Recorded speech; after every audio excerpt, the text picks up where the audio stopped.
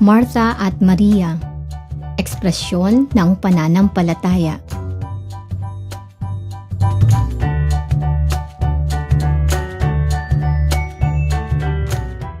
Noong nakaraang linggo, ang ebanghelyo tungkol sa mabuting Samaritano ay binigyang diin ang kahalagahan ng paggawa o pagsasabuhay ng pananampalataya.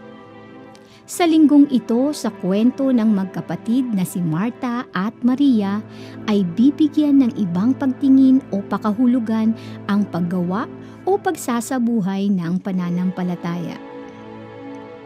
Si Martha, na abalang-abala sa pag-aasikaso sa mga pangangailangan ng mga dumating na bisita at kasama nga si Jesus doon. Habang si Maria naman ay naupo sa paanan ni Jesus na nakikinig sa kanyang mga itinuturo. Pinuri ni Jesus ang ginawang ito ni Maria at sinabi kay Martha, "Martha, Martha, nababalisa ka at abalang-abala sa maraming bagay. Ngunit iisa lamang ang kailangan." Pinili ni Maria ang mabuti at ito'y hindi aalisin sa kanya.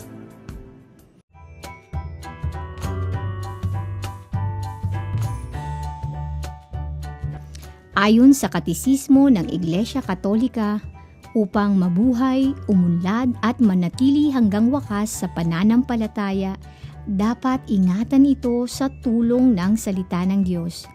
Dapat hingin sa Panginoon na dagdagan ito. Dapat kumilos ng dahil sa pag-ibig. Alalayan ito sa tulong ng pag-asa at nakaugat sa pananampalataya sa simbahan. Tinuturuan tayo ng ating inang simbahan na mapalago ang ating pananampalataya at nakita natin na parehong mahalaga ang paggawa at ang pag-aaral tungkol sa ating pananampalataya. Tulad ng pakikinig sa salita ng Diyos at laging may pag-ibig sa ating mga kilos. Si Martha at Maria ay tila nasa magkabilang panig ng pagsasabuhay ng pananampalataya.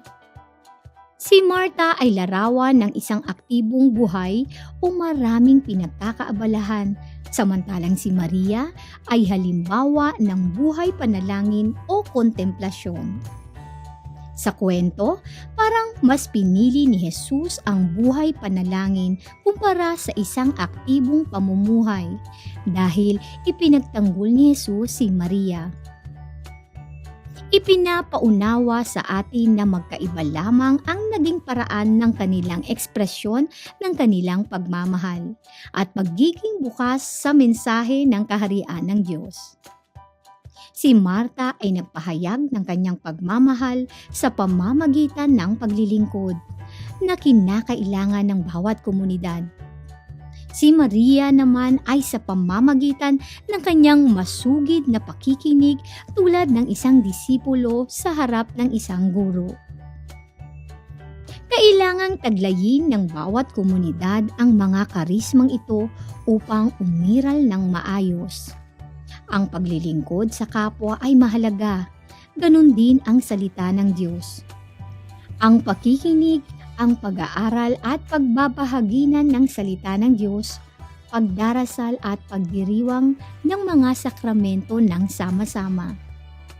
Sa komunidad, ang iba ay ramdam na mas tinawag sila sa mga praktikal na gawain. Ang iba naman ay sa pagdarasal at pagdedebosyon. Ang hinihingi sa atin ay ang ilagay natin ang buo nating kamalayan o pagkatao sa anumang ginagawa natin at iwasan ang pagkabalisa, pag-aalala at pagkakahati-hati ng atensyon.